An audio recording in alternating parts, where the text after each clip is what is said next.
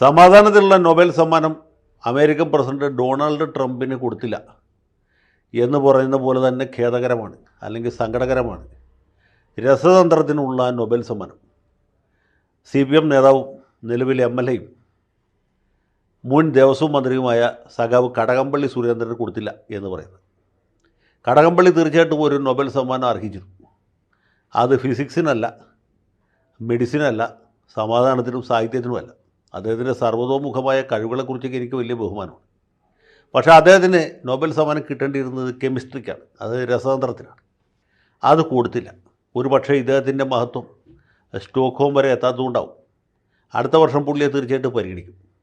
കാരണം എന്തോ നിങ്ങൾക്ക് എല്ലാവർക്കും അറിയാമല്ലോ, സഖാവ് കടകംപള്ളി സുരേന്ദ്രൻ കേരളത്തിൻ്റെ ദേവസ്വം മന്ത്രി, ദേവസ്വം ബോർഡുകളുടെ രക്ഷിതാവുമായിരുന്ന സമയത്താണ് ശബരിമല അയ്യപ്പൻ്റെ ഈ ദ്വാരപാലകന്മാരുടെ ദേഹത്ത് ഉണ്ടായിരുന്ന സ്വർണം ചെമ്പായിട്ട് മാറി. ഈ സ്വർണത്തെ ചെമ്പാക്കി മാറ്റുന്ന ആ രാസപ്രക്രിയ കണ്ടുപിടിച്ചതിൻ്റെ പേറ്റൻറ്റ് ഒന്ന് അവിടുത്തെ ഉണ്ണികൃഷ്ണൻ പോറ്റി എന്ന് പറഞ്ഞ ബ്രാഹ്മണ സത്തമനാണ്. മറ്റേത് ദേവസ്വം മന്ത്രിയായിരുന്ന സഖാവ് കടകംപള്ളിക്കാണ്. പിന്നെ ദേവസ്വം ബോർഡിലെ പല ഉദ്യോഗസ്ഥന്മാരും ഇക്കാര്യത്തിൽ വലിയ സംഭാവന കൊടുത്തിട്ടുണ്ട്. അവരാരും നമുക്ക് വിസ്മരിക്കാൻ പറ്റുകയില്ല. ഓരോരുത്തരും എത്ര സംഭാവന കൊടുത്തു, ഓരോരുത്തർക്ക് എത്ര വച്ച് കിട്ടി എന്ന് നമുക്കറിയില്ല. ഏതായാലും വലിയൊരു സംഭാവന അവിടെ ഉണ്ടായിട്ടുണ്ട്. കാരണം ഈ വിജയ് മല്ലയ്യ വളരെ കാലം മുമ്പ് ശബരിമലയുടെ ശ്രീകോവിൽ സ്വർണം പൊതിയാൻ തീരുമാനിച്ചു. അന്ന് തന്നെ ഇത് വലിയ വിവാദ വിഷയമായിരുന്നു.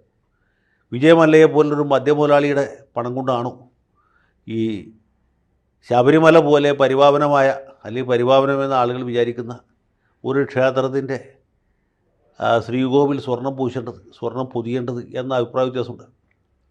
പിന്നെ UB ഗ്രൂപ്പിന് ഹൈക്കോടതി അനുവാദം നൽകി അവർ സ്വർണം കൊണ്ടുവന്ന് കൊടുത്തു. അതുകൊണ്ട് ശ്രീകോവിൽ പൊതിഞ്ഞു, മേൽക്കൂര പൊതിഞ്ഞു, മൊത്തം സ്വർണ്ണമയമാക്കി മാറ്റി. അതിൽ നിന്നാണ് ഇപ്പോൾ ഈ ഉണ്ണികൃഷ്ണൻ പോറ്റിയെ മുൻനിർത്തിക്കൊണ്ട് ദേവസ്വം ബോർഡിലെ ചില ബിരുദന്മാർ ഇത് അടിച്ചു മാറ്റിയത്, അഥവാ സ്വർണത്തെ ചെമ്പാക്കി മാറ്റിയത്. സ്വർണം അവിടെ നിന്ന് എടുത്തുകൊണ്ട് പോയപ്പോൾ ആരും അറിഞ്ഞില്ല. അത് സ്വർണം പൂശി വെച്ചു. ഏതാനും വർഷങ്ങൾക്ക് ശേഷം സ്വർണം അവിടെ ഇല്ല, പൂച്ചായിരുന്നു. അത് നിറം മങ്ങി ചെമ്പായി മാറി എന്ന രഹസ്യം പുറത്തു.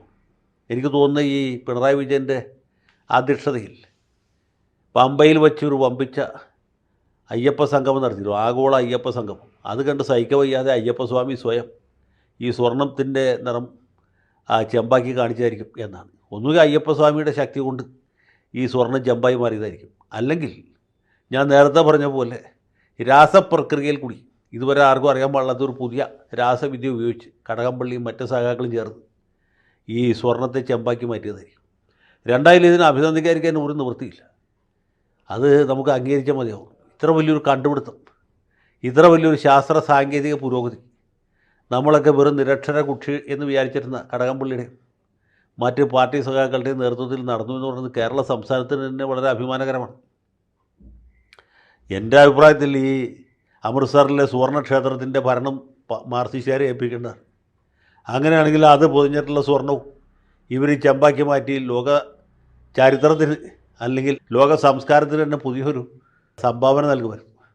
അതുപോലെ കേരള സർക്കാരിന് ഇപ്പോൾ വേണമെങ്കിൽ ഒരു ഓർഡിനൻസ് മുഖേന പത്മനാഭസ്വാമിയുടെ സ്വത്തുക്കൾ ഏറ്റെടുക്കാവുന്നതാണ്.